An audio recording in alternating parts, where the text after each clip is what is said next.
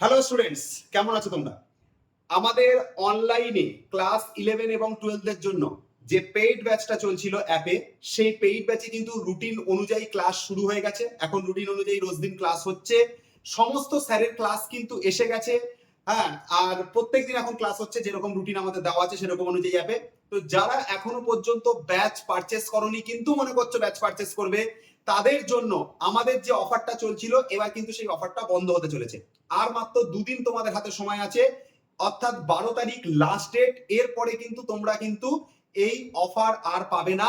অর্থাৎ আমাদের all combo কোর্সে যে 500 রুপিস ডিসকাউন্ট চলছিল এবং সিঙ্গেল ব্যাচে যে আমাদের 100 রুপিস ডিসকাউন্ট চলছিল, সেই ডিসকাউন্টটা কিন্তু পুরোপুরি এবার বন্ধ হয়ে যাবে 12 তারিখের পর।